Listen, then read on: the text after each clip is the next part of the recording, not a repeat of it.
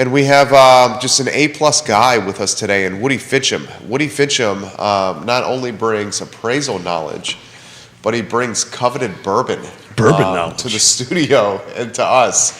And I think that's pretty cool. I don't know about you guys, but I think that's pretty cool. So we'll spend an hour talking real estate. We'll spend an hour talking loans and appraisals. We'll spend an hour talking about this dynamic market and how it seems like every single week there's a different personality trait to the market. Keith Smith is back. We're excited to have him. Just a fantastic panel today, Keith Smith. Yeah, and I want to give a shout out and a thank you to Woody for being a sponsor. So thank you, Woody, for sponsoring Real Talk with Keith Smith. Couldn't do it without you two gentlemen and the other sponsors. So, I'm looking forward to get into it. I'm looking forward to probably, we might end up talking more bourbon than anything, but there is a possibility. There are worse conversations. There's worse conversations to have. But so look, we're excited. We're about to talk about it. We get asked all the time as real estate agents, where's the interest rates going? Where's the markets going? And we get asked a lot of questions about the appraisal process. So we're going to hopefully debunk that a little bit, make it a little bit simpler for folks to understand how that process works. So I'm excited about it. We have our friends at Nest on the feed here, our friends at Long & Foster, Keller Williams, and Real Estate 3. Agents jump in with questions, perspective, thoughts. Here's your opportunity to get some answers from experts, top of the field, in Scott and Woody and Keith. Judah, we can rock and roll when you're ready, sir.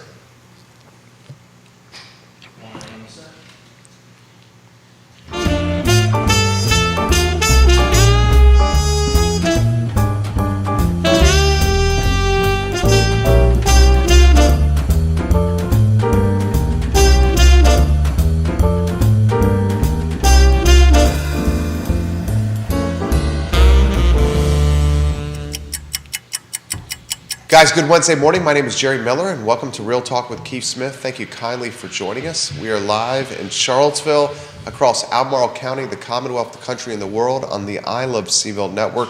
Today, presented by Scott Morris of Ross. Ross is just an A-plus company, Ross Mortgage Corporation, a brand that you can trust for financing with your home. Scott's phone has been blowing up. We saw him come into the studio here, making customers happy yet again. Scott Morris in a matter of moments. The Wednesday edition is a lively panel, and today's features a good man, Woody Fencham, president and founder of Fencham and Associates. You'll meet him in a matter of moments. This guy has gifted us a couple of bottles of Buffalo Trace, and that makes the host of this network quite happy. Neil Williamson, the bourbon that's in studio right now would make you smile, Sir Neil Williamson. Judah Wickhauer, let's go to the studio camera and the foreshot, and we'll welcome our friend, a brother from another mother, Keith Smith, to the show.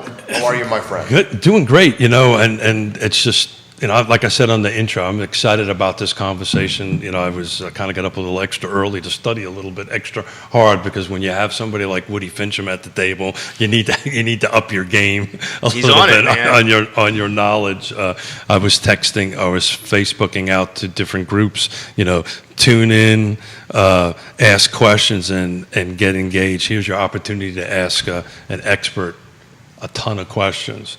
So I'll let Jerry kick it off and do the intros to everybody, and then we'll jump in with a couple of questions. Let's start with Woody. I mean, the benevolent bourbon offerer right here. The guy comes in with 2 bottles for us. Introduce yourself to everybody that's watching the show. Susan Steinmart, before we start, says one of the few experts on community land trust homes. He's super experienced with Charlottesville and Richmond properties, a guy you can trust.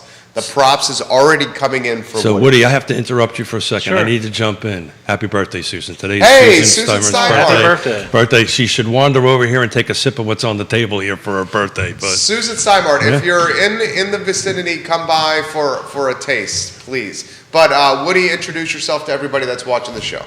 I'm sorry. I'm Woody Fencham, of course, and we run a small appraisal firm here in the Charlottesville area, specializing in complex property. I mean, our claim to fame, I think, is that we're willing to pretty much do anything that the other firms around town don't want to do, residentially speaking. Do a lot of litigation support work, a lot of large estates, luxury homes, that kind of thing. and just love what I do. And I will bore you to death with appraisal talk. So ask any questions you have. We can't wait to hear it. Scott Morris, how's the week treating you, my friend? Good morning, bro. Good. I flew back in last night from Michigan, was out there for a company meeting, was awarded the President's Pick and President's Choice Award for the company. Yeah, thanks, man. We put, 5 borrowers who were having some tough times getting under contract the previous weeks. Got them into something under contract in the last 3 days. Big wins this week. Talked to the amazing Carrie Griggs this morning. Little self-motivation call to bounce off of somebody. That guy's 1,000 miles an hour. 1,000 miles an hour, bro. I love that about him. Love it. Doing all the things, man. I'm here on a Wednesday for the most, anticipated rate speak talk coming up later. Is it really anticipated? I think this has been. This one's pretty anticipated. Yeah, but don't you think it's been priced? So. Has it been priced in? The 50 bips has, but that's not what they're looking. So the speak is what they're looking for, and it's the talk has been: do we get to 3% to lower inflation, or do we now have a 5% rate target? And if that's the case, are we gonna get? Is this a 50 bip move with 75 bip moves in the future? And we're gonna see what that does to the U.S. 10-year. I think since. From the time I walked in the door to now, has broke 3% again, which we keep flirting with as let's call it a new technical high over the last 7 days. So I was actually listening to an NPR piece about this. So do you think that the mortgage rate's already baked in this 0.5 point? At this point, has that been baked in like a month ago? So, it depends on what we continue to see in the bond market. At 3%, we know it's going up. Yeah. So I don't know. I feel like we're near a plateau. But at the same time, what we see with mortgage-backed securities and what we see with just the bond market in general is going to dictate whether we truly are or not. So, We're going to jump back to that because I pulled an article that came in early this morning on the Wall Street Journal, basically talking about we've been talking about this ARM stuff coming back in. So we'll tackle. There's some, there is some good stuff out there, and scenarios for certain borrowers. But I think the key really is at this point, get in, whether it's an ARM or fixed, build some equity and refinance later.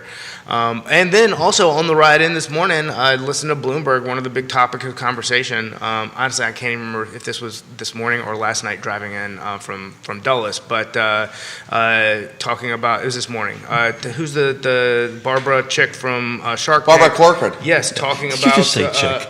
Yeah, okay. Lady. Who's that nice old lady?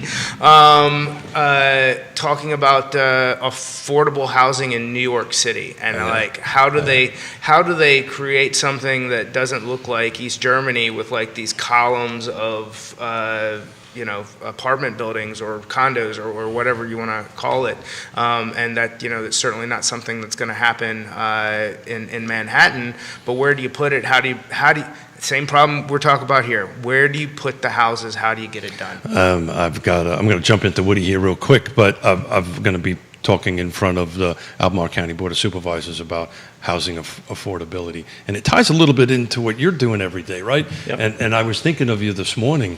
This has got to be hard for you. The numbers, the values are changing. I've got a report here from CAR that's the first quarter that, for all intents and purposes, you might as well throw it away. It's great work, but it's old news now. It's old news now. So how do you tackle that on a day-to-day basis? Yeah, as an appraiser, you have to be on your game. Market analysis is the main thing that we do anymore. Understanding, what's going on in each transaction that we're doing appraisals for. From what I understand, we're one of the few firms that are actually asking the listing agent, well, how many contracts did you get on it? How many of those? That was going to be my first question related to this: is how much do you consider where you have 10 offers that all came in at the contract price as opposed to, what other comps are supporting, how that really affects value. So I won't get into details, but much like we've had a successful last couple of days with a bunch of contracts. You mentioned earlier, Woody, you're a small firm, and I appreciate that. But you're actually doing some national stuff, right? I'm looking at a per certification home sale price premium white paper you wrote for Charlottesville, but you're doing this around the country for them, right? Right. Yeah, we just finished up a 4-city study that included Charlottesville, Grand Rapids, Phoenix, and Boston. So boil down this in a few seconds or less. How is this reflecting our marketplace? So essentially in Charlottesville, we're a very accepting market to green technology, high performance homes, and Pearl does a certification on them. Well, what the certification does is it quantifies information for the appraiser and for the consumer and for anyone else who's interested in the property. So what we were asked by Pearl to do was to look at all the Pearl sales homes that have sold in the region in the last couple of years and go in and do a study to see, well, is there in fact a market premium being associated with the Pearl certification? And we found that in this case, in Charlottesville, we're about 5%. We're showing for homes that will sell higher by about 5% than a home without one. So Pearl's also one of our wonderful sponsors on the show, and we've been talking about that for a while.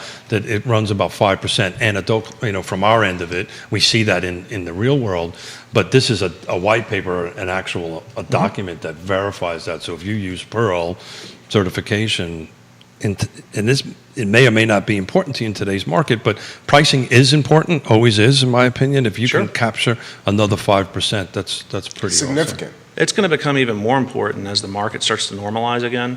Once we get back to a more competitive market, things like this were really going to stand out on homes when they're being marketed. And that was the big takeaway we had that we didn't expect. Because this is actually the second study I've been a part of with Pearl. First time I've led one. But both studies, we found that the properties that aren't marketed, they're pretty much just leaving money on the table. And it's unfortunate, for the consumer. What's a normalized market to you, Woody? Where we're not seeing houses with 10 offers the first day they're on the market. We like to. You never know when you're in a balanced market. It's always retrospectively you can look back and say, well, we were balanced then, but because you're always right in the thick of it. But when you get to like probably 60 to 90 days on market, would probably be a more normalized market. I don't know that we're going to see that anytime soon, though. So I'm glad you brought that up, because one of the questions I was going to ask you two gentlemen, what matrix do you use to determine, where we're making this change from a seller's market to a buyer's market? I use days on market. Some people use absorption rate, how many homes are on the market that it can absorb it. You jump in, I think I heard 60 to 90 days is... That's about what we've seen traditionally, but everything's changed in the last several years. I agree. I mean, the new normal is it's not the old normal. So I don't know. How do you two gentlemen manage that on your end of the transaction? I know how we manage it on our end of it, but from a lender's perspective, Scott, this constant changing, and then from an appraiser's, how do you guys manage that on a daily basis? So a big part of it for me, specifically dealing with the appraisal, is the more competitive, the faster the close date, which I'm very much reliant on the appraisal being turned in 10 days, ideally, in order to hit that. So that means contract received, contract disclosed, appraisal ordered in day 2. And that's just to avoid, if something happens with the appraisal. Now, I think, really 14 to 18 days is probably closer to average. But that's a huge goal in hitting a 21-day close, is making sure we get that back in time to make that turn happen. That's the old normal that I do miss. A couple weeks is fast. I mean, we're backlogged 3 to 4 weeks right now on normal work. That's the problem. It's like drinking from a fire hose right now. So, are we short on appraisers? So here's my question. I understood that when we were full of refinances, but with the inventory being as shorted as it is, how Have the appraisers left the business? Is that why? Well, the median age for my profession, I'm an SRA designated appraiser with the Appraisal Institute, and it's like getting your master's degree in what we do. And the median age for that's 63. I'm 45, and I'm still a young buck. I've been doing this 20 years, and I'm looked at as a rookie still. So there's definitely an aging out. The biggest problem is after the bust, 12 years ago, the appraisal management company platform got really ramped up. A lot of mortgage companies started outsourcing all of their procurement for appraisals out to these companies. And there are a tremendous amount of appraisers right now that refuse to work with AMCs just because of the problems that arise with AMCs. AMCs are mostly an unregulated industry, and they don't have a good relationship with most appraisers, unfortunately. So for the few folks that don't, or in acronyms, let's try to explain what an AMC is, and so everybody kind of understands what we're talking about. So AMC is an appraisal management company, and what they are is they're a third party that the lender uses to procure appraisal work. Like with Scott's company, they're a large company. They've got a multi-state presence. They can't know every appraiser in every market. So it's much easier for them from a logistics point of view to hire one of these companies who go out and actually find the appraisers. And a lot of the appraisal management companies have what they call a panel of appraisers for each of the regions that they service. So it's just a way for them to be able to do that so they can concentrate on making their loans and not have to worry about hunting down an appraiser. So I want to kind of jump into something that I think you're going to be talking a little bit later on with CAR, with the Charlottesville Association of Realtors. So from the appraisal perspective, how can I do my job better to help my client, either a buyer or a seller, and help you do your job? How can we help work together to move this needle forward? In other words, what's the not shortcuts, it's a wrong choice of words. What can we do to make it more efficient? To make it more efficient. Thank you. Data is what we live on. So if you're a listing agent, you have an appraiser coming out to look at a property, make it available for them, have data for them. If you know that you're pushing price in your particular niche, then it's important that you try to support where you're at, because really what it comes down to is, are there comps available to support what the contract amount's at? And if it's a really high priced contract, then it's really important. And then a list of renovations that have happened to the property, upgrades, anything about in that vein is good information to have for the appraiser. So to circle back to something we talked about earlier, so on top of the listing agent showing up, having put together a package saying, hey, I know that you're a fantastic professional and you're going to do your job, but I have some comps here for you already, so you kind of get to see an idea where we came up with the price point.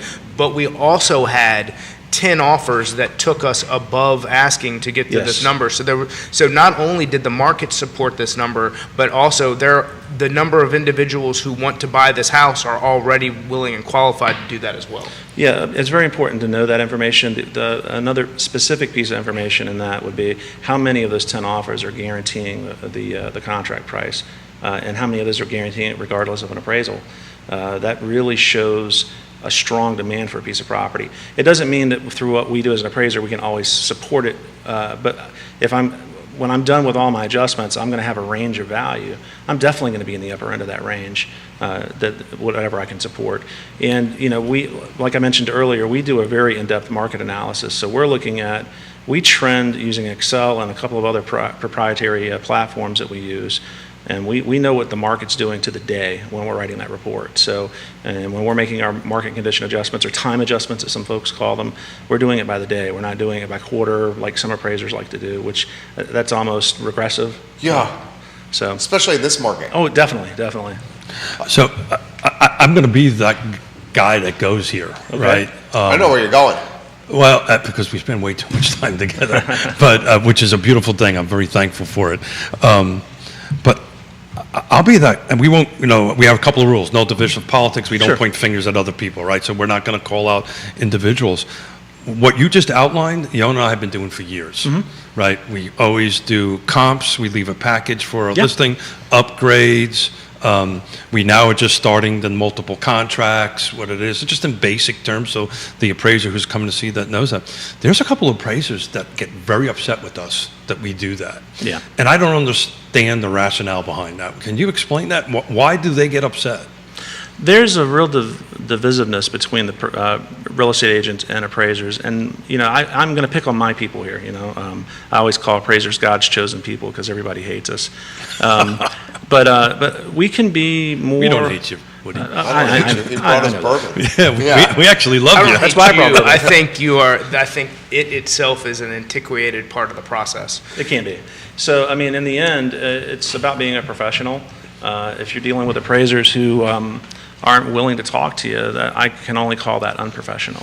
Because here's the thing, Keith. I'm sorry to interrupt you. No. Please. When I teach for the Appraisal Institute, I'm not lecturing. I'm talking to other appraisers about what we do in our daily business.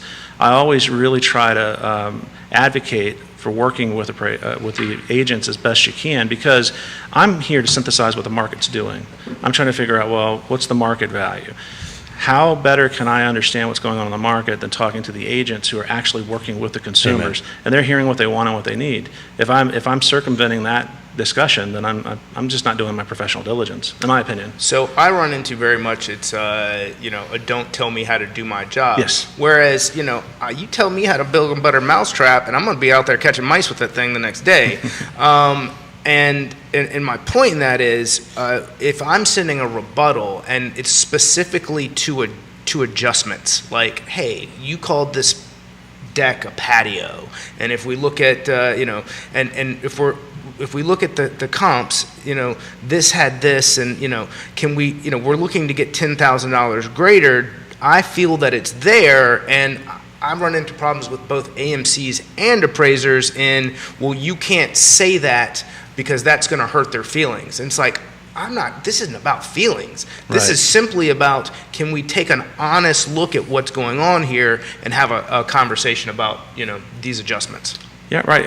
That's a commonality I hear often. Appraisers can be very standoffish about it, just because you're starting to question how they're doing individual things within the report. A well-written appraisal report summarizes everything that they do. So if I make a $65 a square foot adjustment on a home, I am going to also say why I'm doing it, how I came about that number. Did I use regression? Did I use extraction? Did I use paired sales analysis? We discuss all of that for everything we do in our reports. If you look at most of the reports out there, though, there's very little commentary in them at all. 100%. And I think what it is when you're starting to really drill down on an adjustment like that, you're possibly exposing somebody for not understanding. They may not exactly understand how they're doing it, and they may just be using the old swag method to make an adjustment. So, we're all talking about ARMs coming back, right? Mm-hmm. I've got mixed emotions about that. I understand that this could be a good product to help certain folks. I also know that this was part of the time of great unpleasantness that caused that, or part of it anyway. So from the time of great unpleasantness, right, to now, each one of our worlds changed quite a bit. Mm-hmm. So from your perspective, what is different now than it was back then? And then Scott, what is different now, particularly interacting with the appraisers and then us? One of the things Woody and I talked on before we came on camera is the legality of loan officers contacting appraisers. And it may not be illegal, but the conversation can only be to let's say to those adjustments or to very specific things about the property, which is why it's definitely frowned upon. Because since the time of great unpleasantness and since the rules that were implemented and since the growth of AMCs, these things were all put in place. So if I couldn't call Woody as the guy that I sent to everything and said, hey, Woody, I need this one to come in at X, and if it doesn't, maybe Woody isn't working with me anymore. And that's what got us into trouble. That's what created this. Yeah, that was a very common problem before everything fell apart 12 years ago. The great unpleasantness, I like that. Yeah. No. That's Neil Williamson's watching. That is all Neil Williamson. I've totally stole it, as I typically do on any of his great comments. I'll just claim them as mine, but he actually said it. I think as you guys are seeing here, I'm never short on words. I like to hear myself talk, I think. At least my wife keeps telling me that. That's good for a talk show. Yeah, this is a talk show. Yeah, that's good. I'm always open to communicating and having a professional conversation. If it gets into where it's ad hominem attack or something like that, I don't want to be involved with it, and it won't be. But, I'm always happy to discuss what I do and what my reports say and show. But I understand that's not a commonality in the business, unfortunately. But let's talk process today, right? Your wife says agreed. You do like to hear yourself. Is that Lori? It's Lori, yes. Yeah, she says agreed. She's watching right now. Awesome. Yeah, but look how gorgeous he is. Look how. I love your husband, Lori. I think you've had way too much bourbon this morning. I love your husband, Lori. Yeah. So help me out as a real estate agent, and I won't say the word realtor because I can't do it, right? So help me out as a real estate agent, right? How, we've got, the market is the way the market is. We've got a buyer. Scott's doing the loan for us on that end of it, and we do our thing, and we do our presentations on it, and it's kind of going sideways. What can I do to help, right? What can I do as a real estate agent to engage in the process? Can I ask a more specific question Sure. before we get to appraisal? When we say sideways, we're going to assume the appraisal didn't come in at value. We're going to assume that. Okay, so here's a common misconception that I deal with on a daily basis, product related. When you come to value, do you come to value differently on a VA loan versus a conventional loan as No. far as how you get there? And can you talk a little bit about that specifically? Well, I am a VA panel appraiser, and we treat every mortgage transaction the same. We don't try to come in high, low, or indifferent on it. There are differences in what we have to deal with regarding the assignment conditions to some of these, because VA has a very specific set of assignment conditions they require, just as FHA does. And each of the AMCs also add their own overlays as well. When they're out procuring to be a vendor for a company like yours, they're going to say, well, we have all these extra things we ask appraisers to deal with because we find it makes the process easier for you as the client. It doesn't make it easier for the appraiser, but it makes it easier for everyone else involved. Sorry about that. But yeah, I mean, there should be no difference between how one handles the other. So I got a VA. My client decided to waive the home inspection, right? You do the inspection and you find some issues wrong with it. What happens next? Well, if they're minimum property required repairs, we have to flag them, and then they will have to be fixed, whether it's through the buyer or the seller, and how they negotiate that. That's not on our end. Correct. So then we have an appraisal that's become subject to the repairs, and whether the listing agent is happy or indifferent, it's something that's going to need to be addressed in order for the loan to move forward. And one of the things that we find on our end is useful to both us and the appraiser is to actually know that the work has been completed, actual eyes on, hey, here's the problem, before we're sending somebody back out to say, well, it looks like they did fix a handrail, but there's still an entire set of steps that looks like they pulled the treads off of and never came back and fixed. Like this, we're gonna ring you up for another $150 visit, coming out here to get this done. Please let us know when it's done correctly. So if we had a closing agent, a closing attorney, somebody like Bill Tucker here, the question I would ask, okay, what's next? Right, so what happens in the transaction? Does the buyer have the ability to terminate the contract at that point? Right, I mean, I'm just going to go down a road that we probably shouldn't go at the moment. But now I'm trying to get this deal across the finish line, and is it a simple renegotiation with the other side? Is that where we're at? So from my understanding of the process, and again, I'm making some conjecture here. VA requires there to be a backdoor out for the veteran to get out of the loan if they can't get financing. So if they can't come to terms on fixing that, then the veteran can, at that point, terminate the transaction. And that's what I knew that answer. I was trying to see if somebody else came to that at the same time. So that's the answer. Correct. Scott, speaking specifically to final inspections, I can't tell you how often in my career we get sent out to do an inspection where either none of the work is done or just part of it's done. We find often that it's because the written up part of the report that discusses the repairs are never given to anyone. They should have a copy of that so they know specifically what the appraiser, because we take pictures of it and offer an itemized list of things that need to be done, and it would be a whole lot easier on our end if that was the case.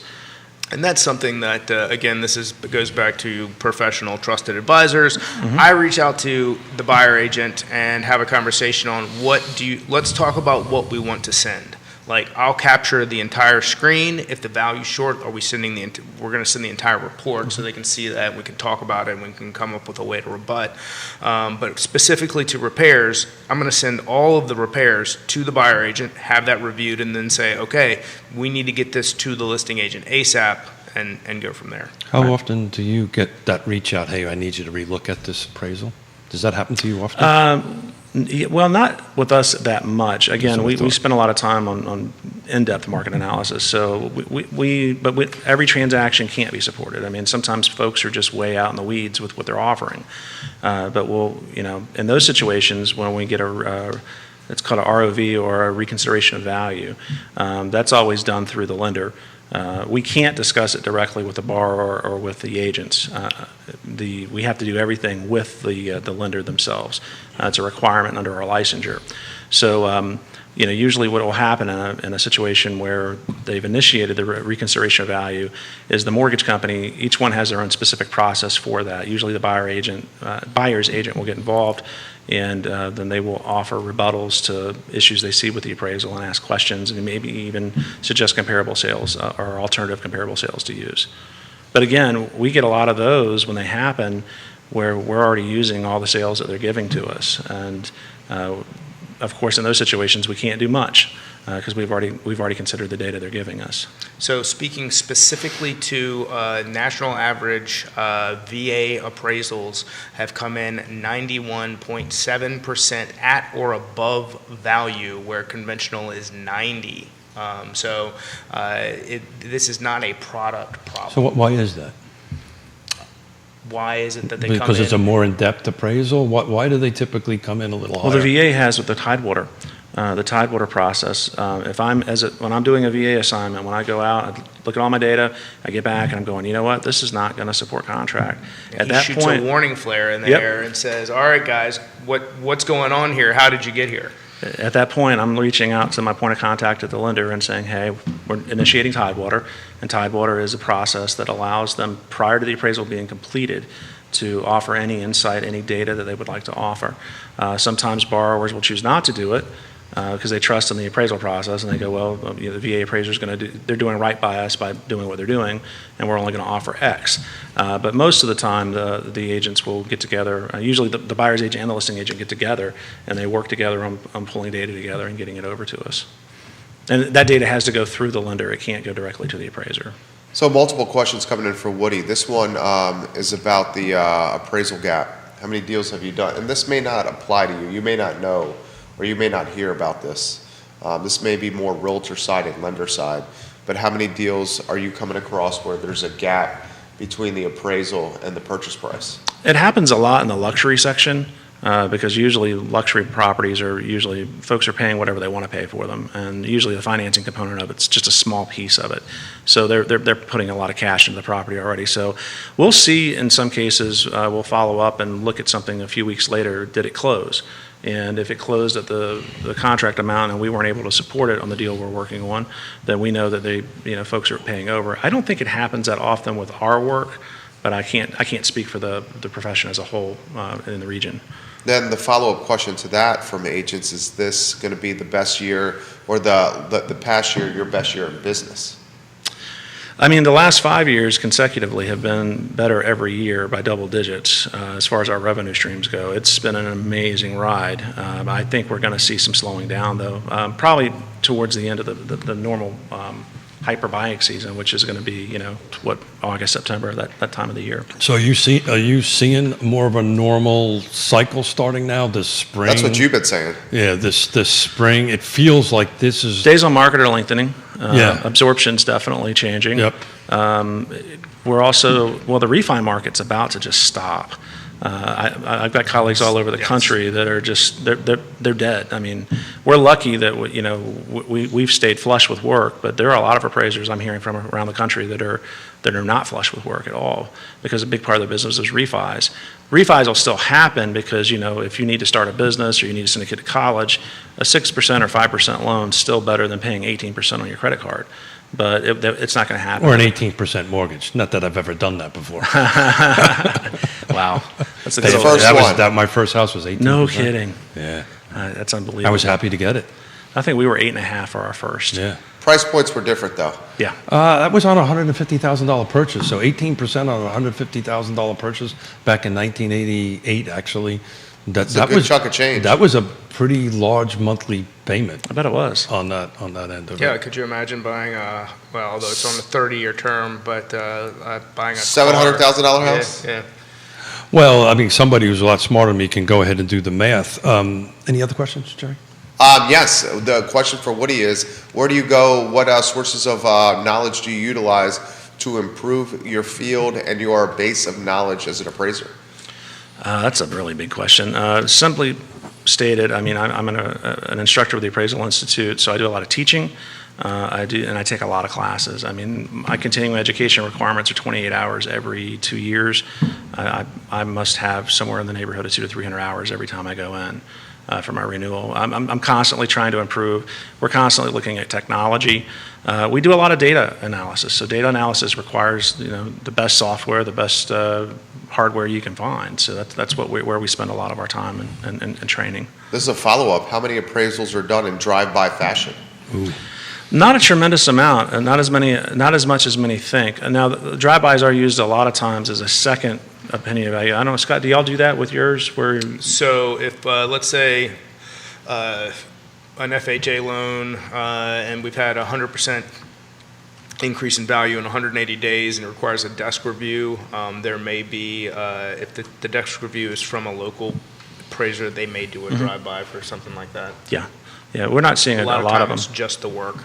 Since the COVID protocols have shifted back to normal, we did a lot of drive-bys during COVID, but You kind of had to do that. Yeah, that was a whole different scenario yeah. on that end of it. Yeah, but it is changing. We are going to see Fannie and Freddie have got some major changes coming down the pipe over the next couple of years, and we're probably going to see some more of those alternative valuations being used.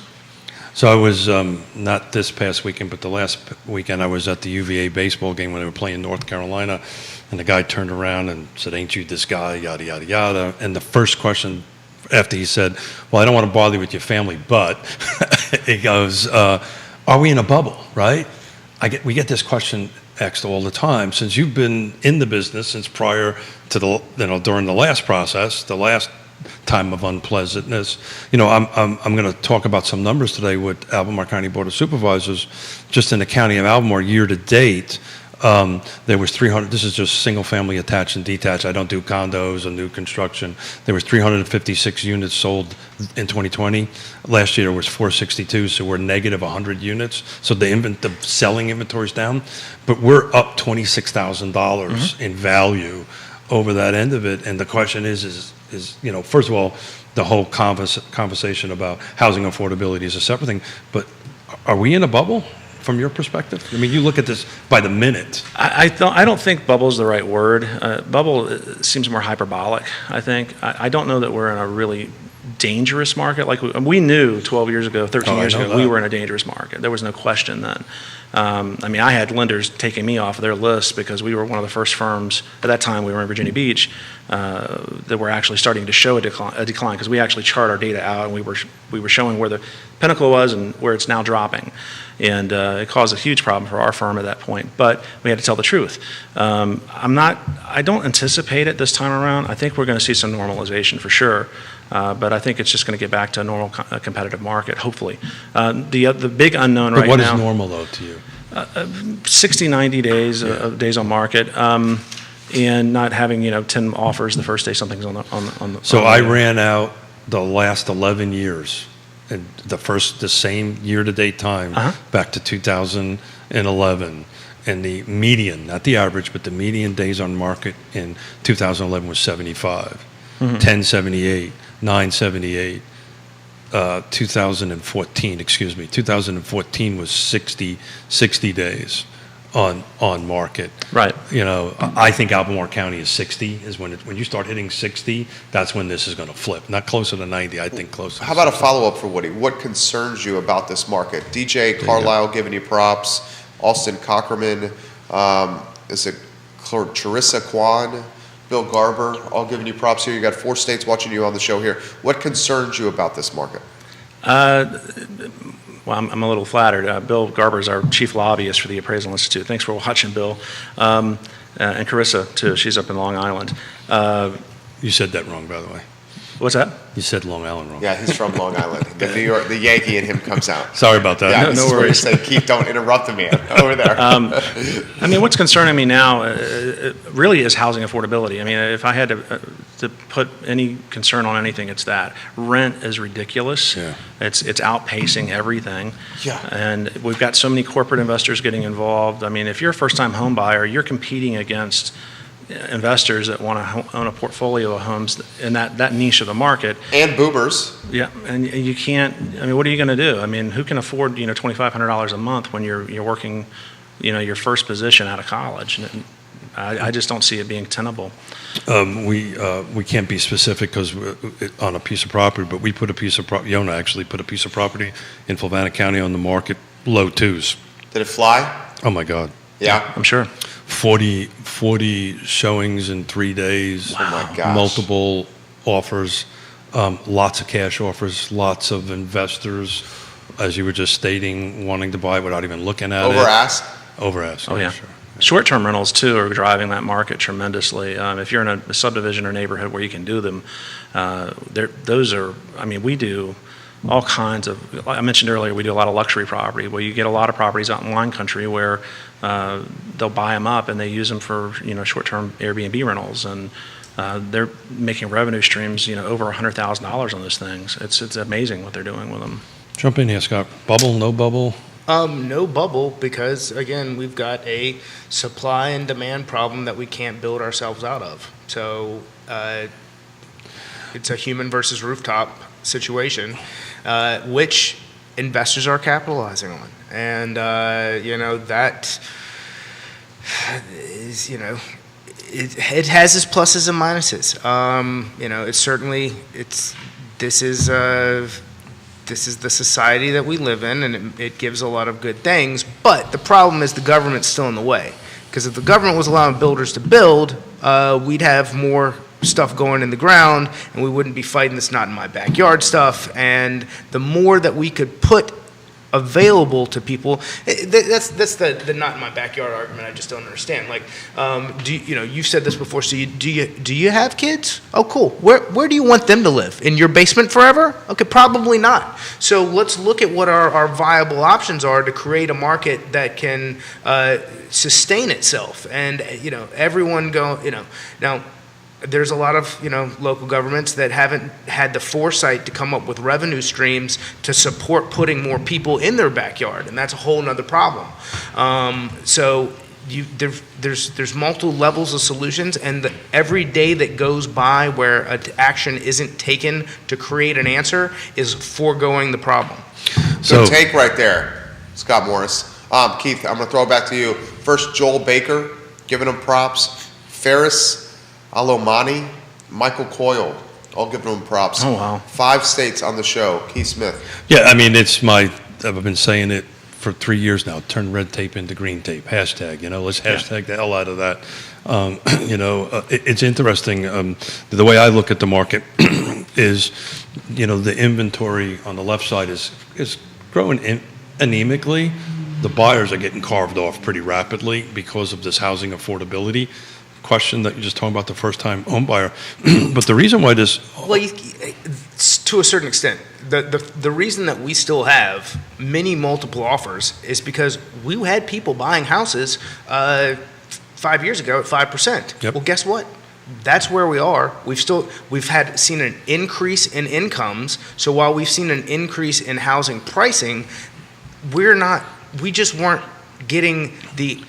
at the ultimate lows. We are certainly in a range where there's a ton of qualified buyers. So it's interesting you should bring that up. Year over year. I'm an interesting guy. Good. I was waiting for somebody to crack a wise thing. So you picked 5 years, right? Same analogy, same single family attached, detached, same time frame. 329 units were sold in Albemarle County. That's only an 8% difference than this year to date on it.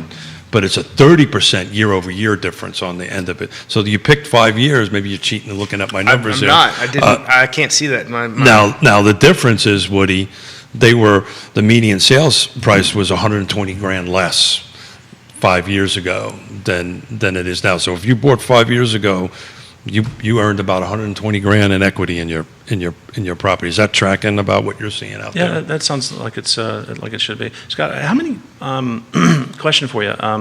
How many borrowers are being eliminated with the rate increases that we've had? Have we had a lot of buyers pushed out? So it's less elimination versus a shift in price point. In fact, I'm starting to see many calls come in from, hey, I was working with such and such, and now I'm being told that my price point's $40,000 less than it was. Can you help me see if there's other options? So those calls are happening. And then there's calls that, I've been making since January with updating pre-approvals to agents going, hey, John and Sally were here, but now here's an updated letter because, if we're shopping at the top of the price point, that price point's moved. Sure.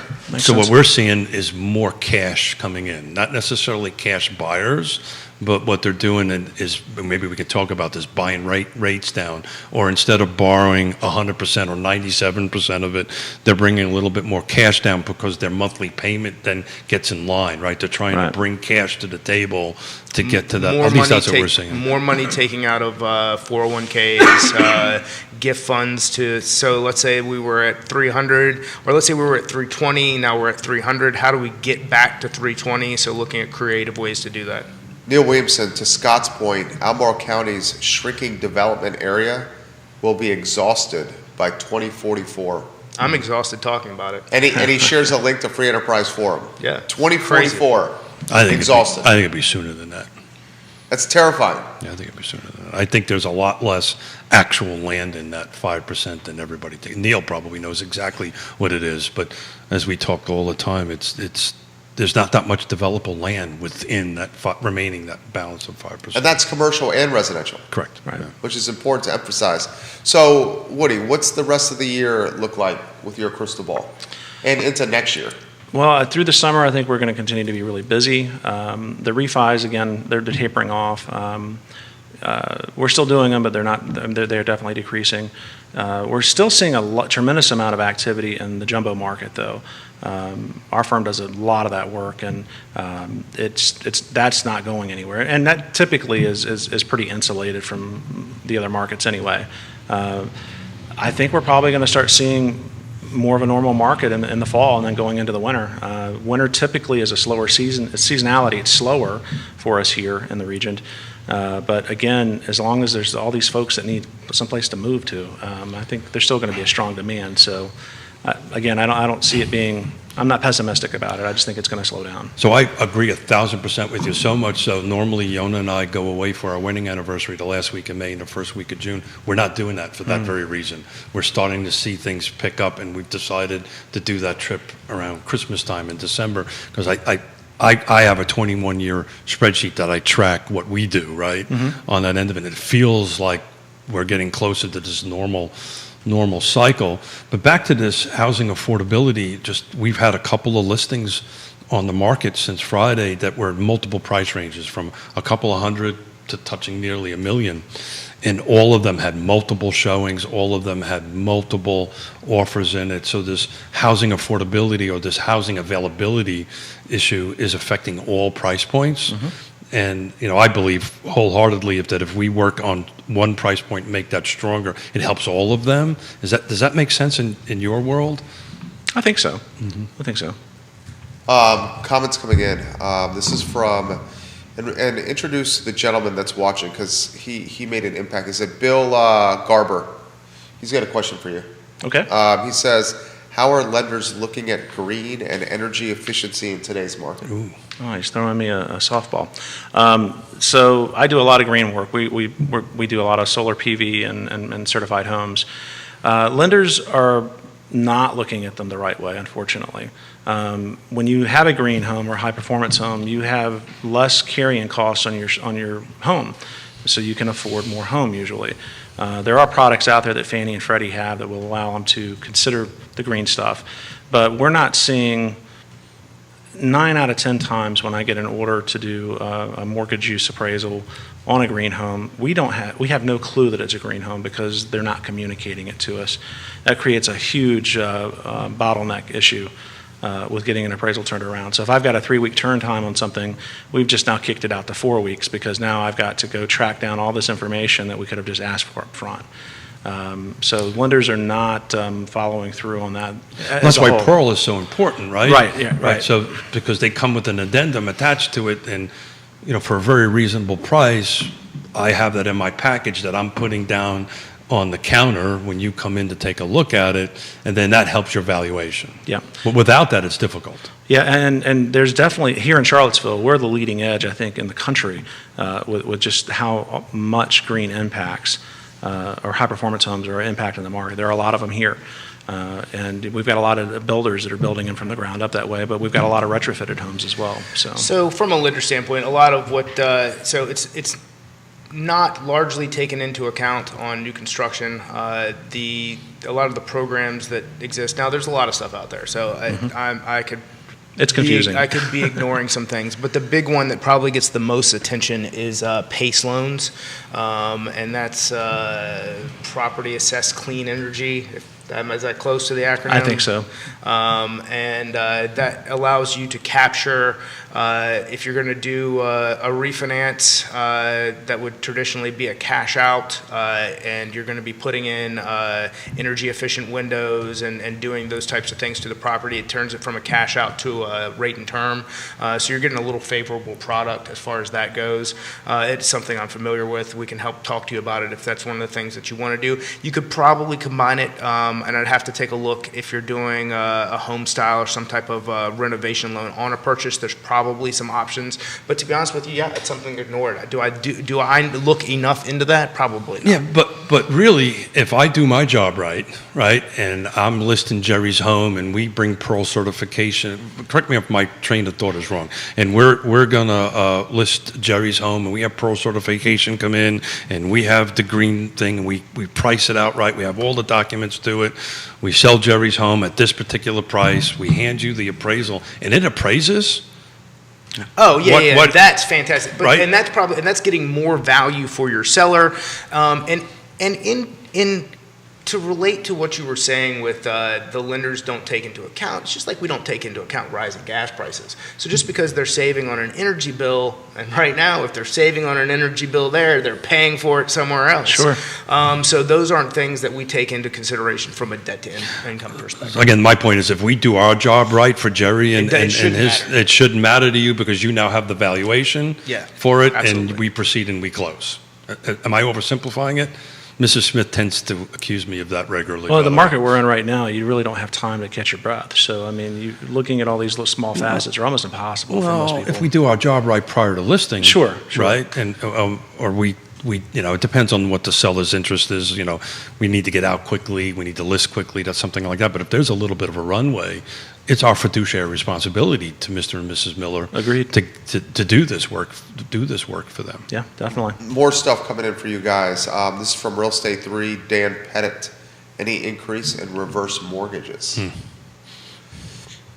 I don't do any reverse mortgages. I'm just not the person for that. I mean, I'm certainly there are people that it's probably a good option for. I just don't do any of them. Steve Haggart, great reminders about Pearl. Thank you for sharing that.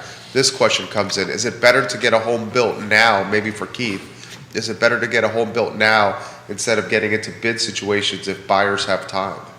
So I'm thumbing through, even though it's 30 days late, and I haven't quite had a chance to do it. I just got it this morning. But I believe the only increase in Albemarle County in number of units year over year or quarter over quarter in this case was new construction. I read that this morning. Yeah, I don't. You probably can recite the number. I think it's 12%. I don't remember the number. I just remember it rings a bell, but I may be wrong. So that's the market that is actually increasing on the, which is great that some of these projects that were approved back in the 1800s are starting to actually get built at this point, or started in the 1800s and recently approved. Sorry. That was a zinger. That was a zinger at that end of it. And I'm getting texts from Ned Galloway, Albemarle County Board of Supervisors, so I have to be careful. I think he's watching on that end of it. But yeah, so it's a matter of timing, right? It's, you know, you're going to pay more money, right? They're more expensive on the end of it. Is it where you want to be and how you want to live and all that kind of great stuff? But that's a possibility. You know, some people will sell their home now, cash out, go find a one-year rental, God forbid if you can find one on the end of it, while Scott builds the house. It is a conversation that comes up quite a bit. More comments coming in. Your wife, Lori, we run into the issues on many refinances. Rather than purchase sales, the lender isn't aware that there are green features on the home and therefore don't order the proper appraisal. Right, yeah, we get called in quite often to help out in a situation where an appraiser's been hired, and not to the appraiser's fault at all. They just don't do high performance homes. They don't, or it's got a solar PV system on it that they own. Those things usually add value to a property, and many appraisers are just either ill-equipped to deal with it or don't want to deal with it, and so they end up having to reshop it around, and unfortunately will lengthen out the process for folks. But that's in the refi environment, right? It happens in sales too, not as much, because usually if there's features like that on a home, it's in the listing. Got it. So we can do diligence and figure that out, but it's something that I wish the appraisal management companies and some of the lenders out there would spend more time at Loan App getting that information, because it's important to what we do. This is from Grayson. Ask Woody where he thinks the next boom market is going to be by zip code or locality. Boom market, wow. My crystal ball is broken. I've got one if you want it. It literally has a crystal ball. I literally got 3 of them right here if you want. I have one back here. We have some magic wands. We got magic wand. You want a magic wand? We got a magic sure, wand. You can sure, wave why a not? magic. You can maybe. I really don't know how to answer the question, because we're so focused on valuing the things that we're doing that figuring out where we're going to be in 3 months or even a year from now is really difficult. I think the short-term rental market's going to continue to develop big time. So let me try asking the question a different way. Where are you seeing in the last, let's say the beginning of this year, most of your appraisals at? Is it being concentrated? Is one area all of a sudden picking up more than another area a year ago? It's hot everywhere. I mean, we handle Louisa out to the western part of the state, to the state line, all the way up to above Harrisonburg down to Lexington, and of course, Charlottesville is our center. It's our heartbeat for our business plan, but every place is hot. I don't know any market that isn't right now. To that point of short-term rentals being the growth goes directly to my point of what I think, and this is just, some old redneck's opinion, that the DSCR, debt service recovery loans, are the first potential, if there's something that has a soft point as far as defaults in the market, because a lot of it is can be stated income based on what they project the rentals to be, and they can, there's a ton of tools to come up with this. But just like just like contractors, if when they have a hard time with subs, because subs are taking all the homeowner, like they jump all over homeowner work, like they're beating John homeowner because he's paying him this, and they can't get their floor guy in or their window guy in or and whatever. They're getting paid right away. And they're getting paid right away. Yeah, sure. The first thing that drops is the homeowner work. Sure. And then these guys are coming back to the contractors, well, hey, I can work for you now, and then they may have found that they found somebody else or they've worked out a new thing. The first thing that's going to collapse, because I think we're still in this amped up, this summer's not going to be like last summer, so the secondary home, these short-term rentals still look really sexy, but the first thing that's going to go away is the spend on that type of travel. Yep. And so those loans are going to be the dangerous loans in the future. And that, I think that was part of the Fed's forecast in putting these additional loan level price adjustments on secondary homes earlier in the year when they did it. Yeah, but I mean, and that ties into, are we going to have another foreclosure problem? I'm not saying that. No. What I was trying to get at is, unless there's a global change, unless there is the pop of some balloon or bubble, right, which there isn't going to be. I think we all agreed there's just going to be let a little bit of air out in the bubble and the balloon instead of I'm just saying if there's a pain point, that's the pain point. Yeah, I agree. But what do you consider a short-term rental? That just came in, and Joseph Gentile is giving Woody Fencham some props. threw a zinger in the comment section over there, but Joe Gentile giving him some props. What do you consider short-term rental in time? Airbnbs, like, and so let's say less than 30 days. So it's interesting. I showed a home last night to a client. We're going to go show it again today. We're trying to get the ROI to work on it. Actually, I think this is a client we're going to hand your way by the end of today. On the end of it, it's at a price point that's above their comfort zone, but it has an ADU in it. Ooh.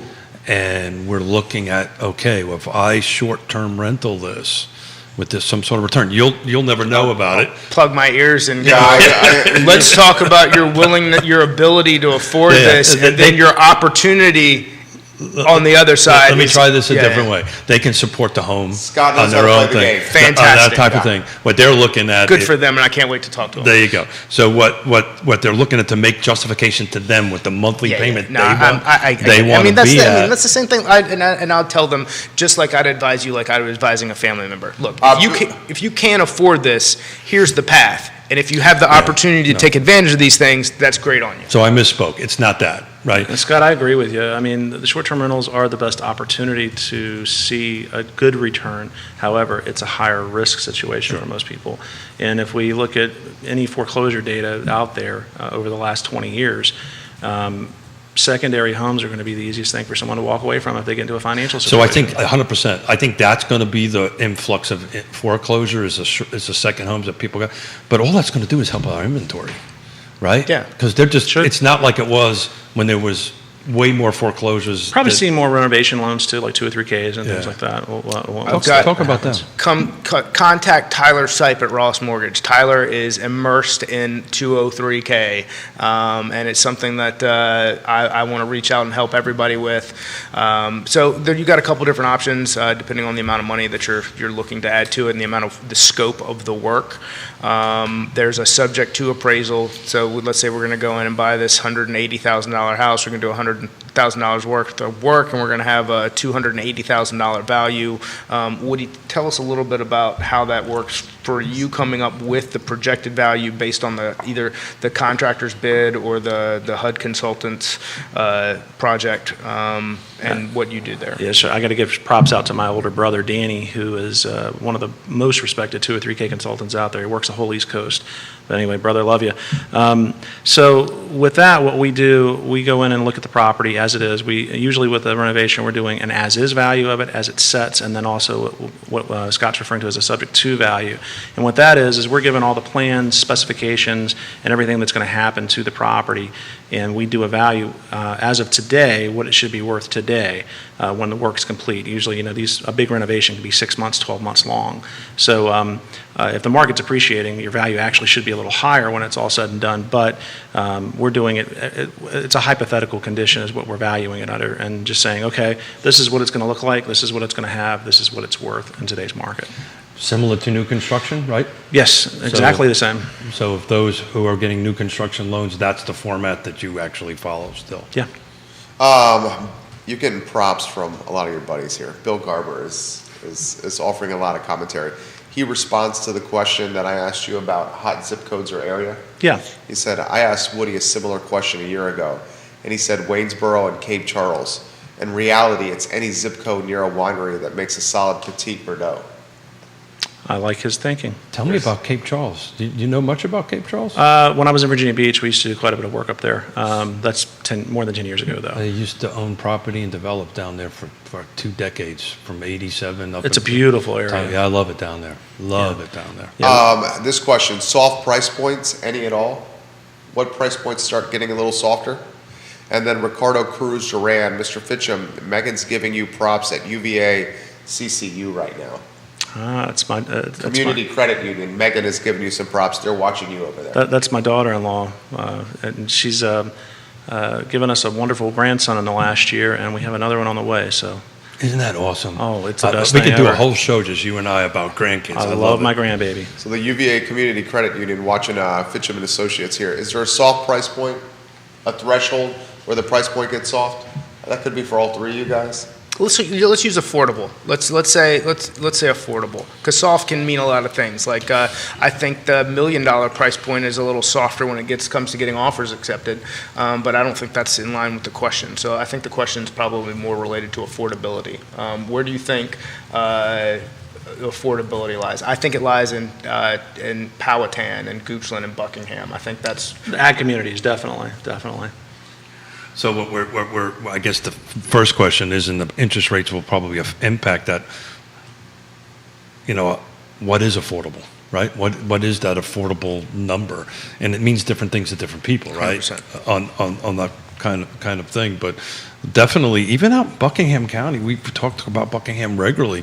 There's not a lot of product out there to buy. I mean, it's not, that rubber band is stretched out. COVID pushed a lot of folks out of metro areas into the, if they have high-speed internet, you can work from anywhere now. No, I mean, Nelson County, they really hit at the right time when they put that trunk in there. And that high-speed trunk has really opened it up. I mean, the entire time I've been in Charlottesville, Wintergreen's always had a year's worth of inventory on the market. Oh, yeah. There's none at all. Did you ever expect that to happen? No. I've been here for 35. The HOA fees are so expensive up there that it's sort of pushed people away from it. I've had friends sell condos there that blew my mind. Same here. I've been in this market for 35 years. I would have bet you $1 million that would never happen, and darn it, it's happening, and it's flipping, which speaks to the availability and the affordability part of it. Do we have any other questions? Because I got something. No, go ahead, please. So I've been meaning to ask you this question for a long time. Yes. About a year ago, I helped our daughter buy a house up in Connecticut. My wife and I helped her do that. They didn't take my advice and use a local lender. They used a national lender. I told her, do me a favor, don't love the house until I hand you a set of keys. The appraisal came in, this was a year ago, well, maybe 2 years ago, came in 50 grand under. She starts crying. I said, let's thank everybody. Let's hold on to the deal. Let's get a new lender. We got a new lender up there. Appraisal came in $50,000 higher. There was a $100,000 delta between the first appraisal and the second, and the only difference was one was a national company and one was a local lender. How does that happen? Dude, that's a great question. I had a local guy in Winchester come in $30,000 low on something that and this is what the agents, my roommate from Quantico in the Marine Corps, and I said, bro, just go get another lender and get another appraisal. And they came in. That's what they did. They come in and they came in at value. And this is a specific one where I was like, look, the adjustments are not good. This is, you can't condemn it for performance, but it's not, there's nothing legally bad about it, but it's not a good appraisal, and that was confirmed. So we did our normal thing, right? And I had the listing agent, I said, look, do you mind if we put on the thing, all the improvements and all this? And we did all of that. The only difference was the local lender had a local appraiser. The other one drove like an hour and a half to get there. That's the AMC problem. They're using an appraisal management company that has a very distant relationship to that market. They probably don't have anybody. So they panic when they don't have someone boots on the ground there, and they just start calling appraisers. The unfortunate part about what we do in my profession is that lenders have to use you. They don't want to use you. I think we're a sticking point in the process. That's a pretty accurate statement. They're required by regulation to use us, so it's just a checkbox for them. There's not a lot of impetus being put on qualified appraisers. It's if you have the credential, and you could have gotten your credential 30 years ago, and you've not done anything to improve yourself in those 30 years, and you're still doing things the way you did it back then, that doesn't work in today's market, unfortunately. Local lenders are always going to want to work with local appraisers. They're not going to bring someone in from 4 hours away to do it.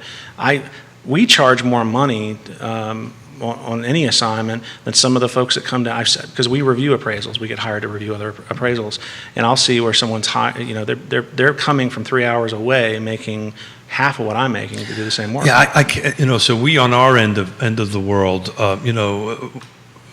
I can't help Jerry buy a house up in Norwalk, Connecticut, right? That's where my daughter and son live. So I made a relationship with a Jerry over there, a real estate agent over there, that ultimately made a relationship with Scott Morris over there, that we got across the finish line on it. But I don't understand how that's allowed to happen. It shouldn't happen, but it does. Yeah, and what can I do as a real estate agent if that happens? I know how I did this one. I convinced my daughter and son-in-law to use a different lender, and it worked out. But is there any other tools in my toolbox I can use to help? Well, a couple things you could do is hire a local appraiser to do a review. But can I do that? Sure, but then you still could be up against another local appraiser who has a different opinion, and that's why I think that's my problem with the system. The fact that the Winchester property is a perfect example of where I use someone local in Winchester, and then the next guy uses somebody from out of DC, not local to the market, but puts a number on it, and again, I saw the second appraisal. It was in line with what the first one should have been. Right. Just because, now, you're very busy. Let's say you're so busy, you give me a return date of after the closing date, and I go, and I'm dealing with the AMC, and I go, look, guys, that clearly doesn't work. Find me someone who can Sure. get it done by X date, and that's part of what we're up against. Well, just remember, if you need fast and cheap, you're not going to get quality. I mean, that's really and I understand you're under tremendous deadlines with what you do, and you've got to meet your closing dates. About that. I love that saying. You can get it good, fast, or cheap, but you can only get two. Yeah, it's a three-legged stool, right? You know, you're not get going what to you get pay all for. three. You get what you pay for. So Kevin Higgins has one for you guys. He's from Greenwood, Virginia. Charlottesville is now a bigger destination for weddings, breweries, wineries, cideries, distilleries. Do you think the Airbnb market will expand here? And if it does, how does it impact your business, given inventory levels? I mean, it's already expanding very well. I mean, if you go around Veritas or any of those wineries out in the western part of the county, I mean, there's a lot of short-term rental property out there. I can't quote the exact number, but we are many thousand hotel rooms short in here, and until that gets caught up, and I don't think that's going to happen anytime soon, the Airbnb market is just going to keep on going. Here's a wild question for you, Keith. With your connections, did you say a law question? a wild one. He said wild. So Virginia Beach just put in new regulation with Airbnbs and properties like that. They're losing out on lodging tax and hospitality tax. Yep. What do you think the temperature is up at this part of the world for that to ever happen? Because we're not getting lodging tax on these folks coming into town. So the gentleman that could really answer that verbatim would be Neil Williamson, and if he's still if he's still watching, he can chime in on it. I can't quote which jurisdictions, but certain jurisdictions do now have quote unquote room taxes on it. I believe it's Charlottesville and Albemarle, but please don't write that down as verbatim.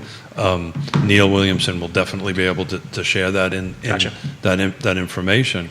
It's very, very funny. We had the same conversation with Chris Fairchild and Tony O'Brien with Fluvanna County Board of Supervisors.